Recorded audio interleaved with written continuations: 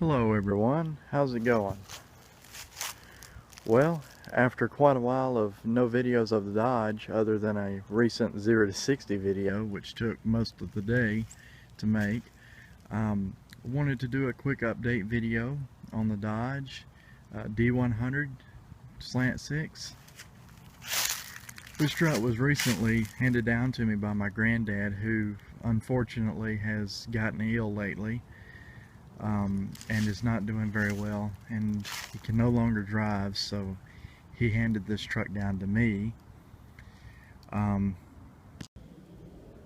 So I'm just going to kind of walk around the truck a little bit and just show a little bit more about it than I have in my previous videos. But to start off, this is the D100 Custom. And its truck's a little dirty right now. I need to wash it, and as you can see, dirty inside as well. One of the things that sticks out about this truck, other than that huge dent in the back of the bed there, is the fact that it still has fewer than 60,000 miles, and it's 31 years old, which is pretty amazing.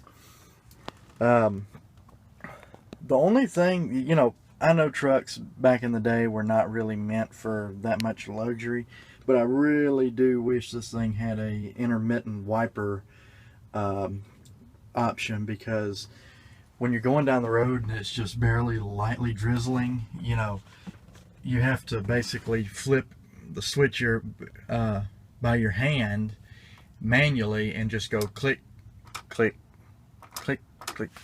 And because the windshield wipers, even when they're on low speed, they're just, you know, going nuts. This truck did come with factory AC, which by the 80s is pretty common. Right here, it's still got the factory AM/FM radio with cassette deck, which I do want to change that out eventually. The funny thing about this truck, now that I have it and I've been driving it quite a bit, I've put about 4,000 miles on it, or no, about I want to say 3,000 miles since I got it, is that all of the gauges that never did work are now working. It just seems like as I've been driving it, everything has kind of come back to life, so to speak. The blinkers quit working for a while as well. Or not when you would turn the blinker on, the outside lights would work. They would blink as normal, but it would not blink on the dash. And neither one would work. Well, one day I'm going down the road, flip the turn signal on, and suddenly this is working. It's blinking left, but the right one wouldn't blink. Well, about another 1,000 miles later, one day, flip the right turn signal on, getting ready to make a turn, and this one starts working. So now they're both working, and I really don't know why, other than there's might be in the wiring, or it may be a ground or something, but it's kind of funny how everything's just kind of... The only thing that doesn't work in this truck right now is the AC, and it hasn't worked for the past, I want to say 25, 30 years, and that's because the compressor over pressurized, I guess, and blew the seal out on the compressor, and it's actually still got the oily residue around the pulley, which I'll show you now. And as you can see, what I was talking about right here, you can see the oily looking residue, and that's just leftover oil that was in the compressor years and years ago. My granddad has about 20 or 25 cans of R12. It's ridiculous. But, and I could recharge the system, but the only problem is that I would have to get another compressor. And this engine is already gutless as it is. You know, I mean, it's a great engine, great truck, but it is really gutless. And running AC to take 5 horsepower off of the only 95 horsepower that it has would really just lug it down bad. One of the things that I plan to do here in the very near future is replace all the vacuum hoses on the carburetor, I may even upgrade to the Super 6 2-barrel intake. Right now it's only got the standard 1-barrel Holley 1945 carburetor, and I'm looking to upgrade that. I'm also looking to get rid of this catalytic converter. There's one here and another one under the passenger side of the cab. I want to get rid of all of that and just replace it with a straight pipe and have it run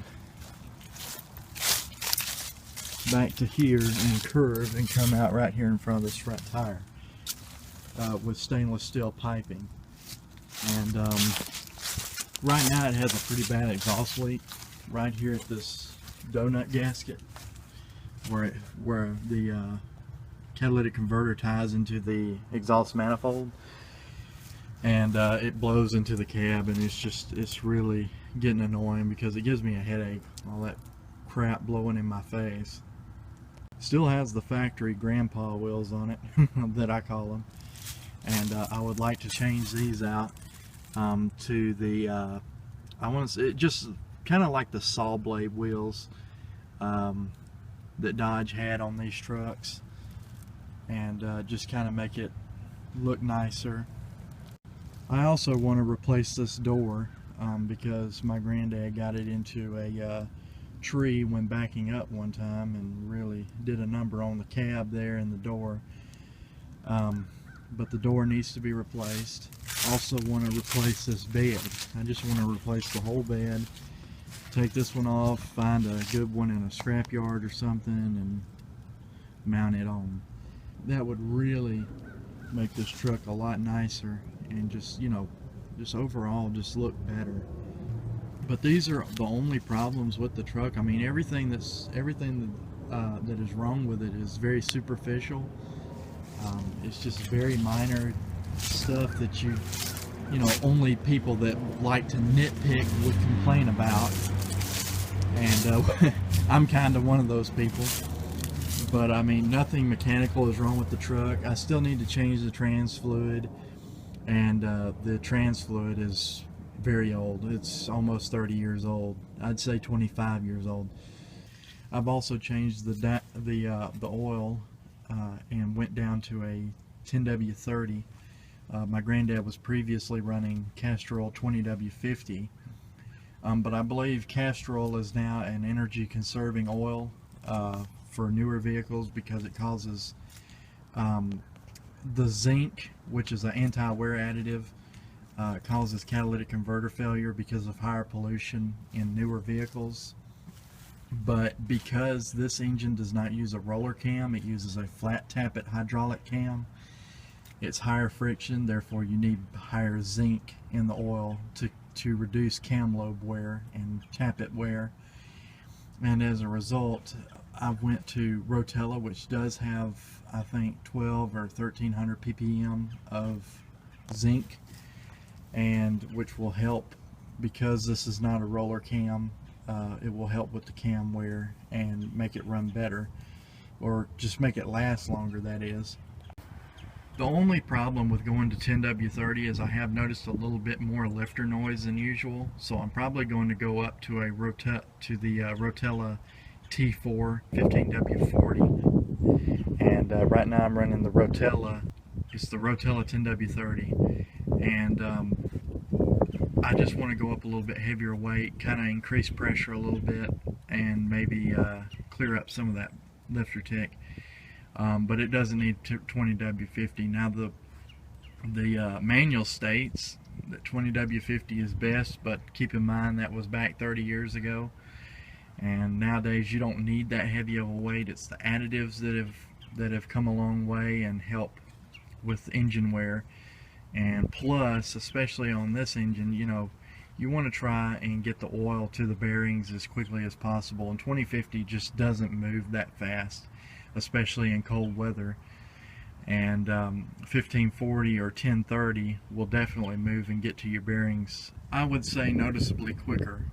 Really and truthfully, just a half a second quicker at getting oil pressure will make a difference in the long run for any engine, especially with main bearing wear and rod bearing wear, things like that.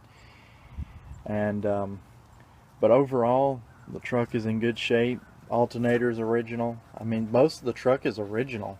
Other, you know, I mean, just very minor things that have been changed out. The only thing that's been changed out that I know of is the regulator for the alternator.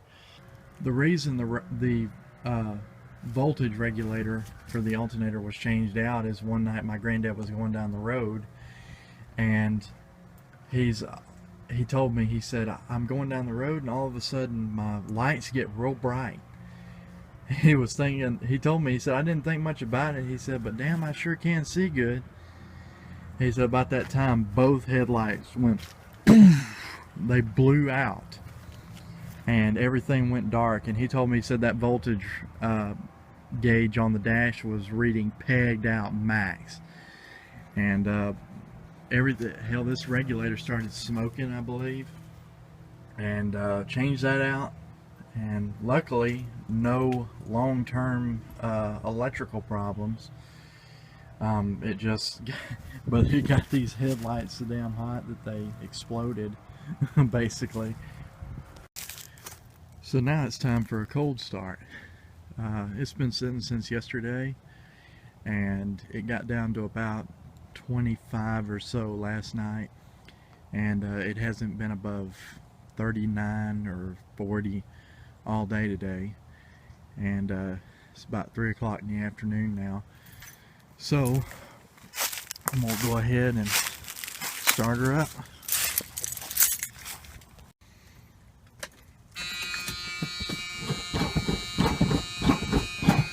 Let's hear that Chrysler gear reduction starter.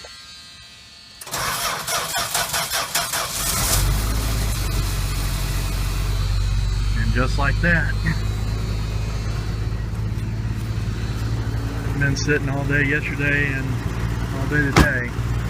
It's not exactly warm.